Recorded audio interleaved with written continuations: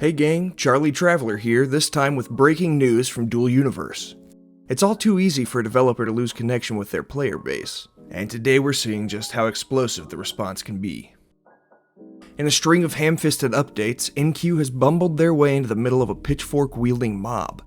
Originally, the devs stated that getting off of Alioth should take people up to a month. With updates like these threatening to become the new norm, we might see that become a reality. But wait, before we burn down the office and defenestrate JC, let's take a look at the corrections these patches were intended to make. One of the main motivators for these changes comes from NQ's desire to push players towards the market and focus less on individual production, theoretically enhancing players' dependency on each other and the player-driven economy. It sounds great, on paper. When this really plays out, though, it depends on a number of factors to work.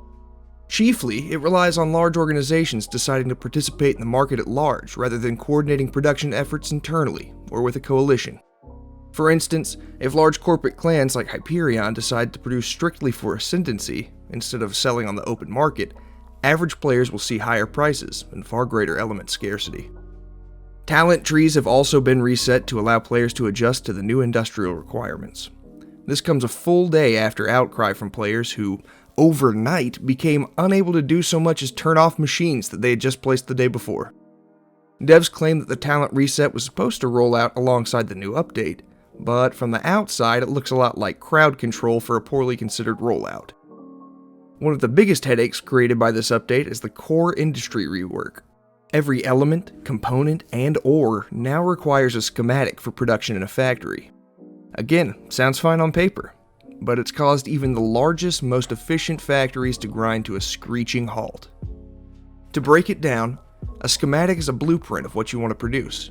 Without the schematic, you can't use a machine to produce that item. That's not for a production line, mind you. Every machine that produces an item requires that schematic. To give an example of just how borked this system is, let's take a look at a warp beacon.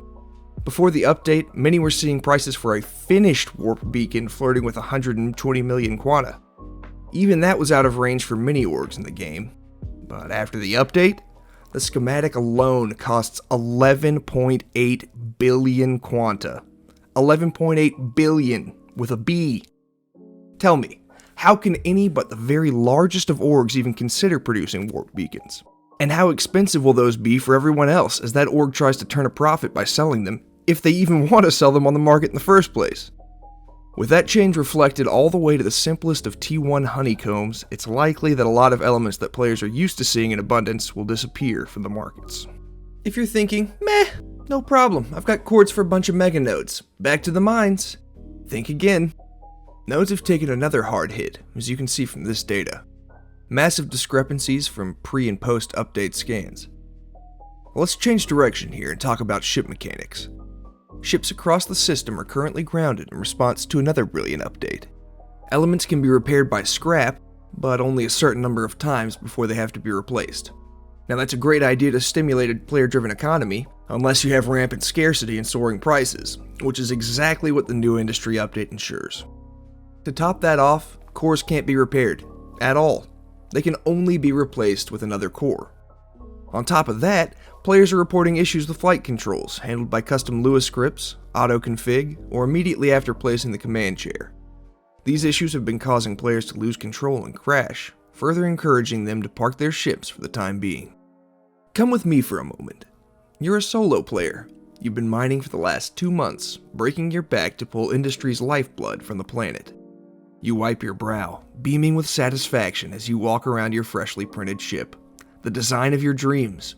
It only took 2 weeks and your life savings to perfect. You take off for a market to pick up some warp cores and head into battle. But on the way, your flight script acts up, and you crash. You see some damaged systems, and you realize your core is blown. No problem, you planned ahead and have plenty of scrap. Only it is a problem. You can't repair your core. You quickly jetpack to the marketplace, sweat teasing your brow. It's okay. You have just enough to replace the core at old prices. Only the old prices don't exist anymore, and the nearest core is 78 SU away. You lean back in your chair, chills sweeping your body. The last 2.5 months of work are gone. Everything you'd worked for, gone. PvP players are also angered by some of these changes, many of them stating that there's no profit anymore, and expressing frustration towards the new relativity between core and weapon sizes.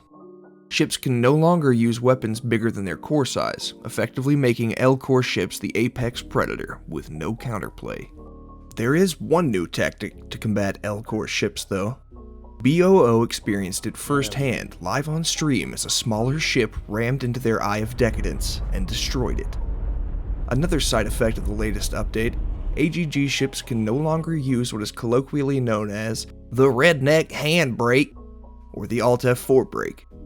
So, when you walk away from your AGG thinking all is well, your ship could fall out of the sky, raining hulls upon the land. In an attempt at damage control, it was announced that JC himself would be doing a live Q&A. When the time came, however, it was changed from a face-to-face engagement into a text-based exchange, handled by the devs. Some questions were responded to with simple corporate ease, as you can see in the video. In the middle of the Q&A, questions were disabled as NQ found themselves overwhelmed by a tidal wave of concerns and queries. A link to an hour-long video of the Q&A can be found in the description below if you wish to see it for yourself. This patch has received massive backlash on Discord, Reddit, and Facebook. NQ went to war with meme posters, swiftly deleting highly critical memes and muting exceptionally vocal critics in their Discord server. Many in the community feel that they're being pushed into group play rather than being allowed to forge their own destiny. While this may not be a bad thing for the largest orgs, it has undoubtedly become increasingly difficult to stay small. NQ have stated that they want the game to function as a model of civilization, but a lot of players aren't here for another 9-to-5 grind. They play DU as an escape, where even the greatest feats are within their reach.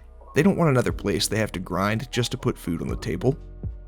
Many players have decided to leave the game for good, while others are more optimistic, holding out for additional tweaks or simply determined to ride out this new system and adapt. Rumors even circulated that BOO was planning to leave the game en masse, though when reached for comment, they set the record straight. They won't be pulling out completely, rather they'll begin diversifying their interests, playing additional games to satisfy disgruntled community members. At the end of the day, there will always be people on both sides of any exchange. Only time will tell how this update impacts the state of the game as a whole. How have these changes affected you? Do you think the update is an improvement?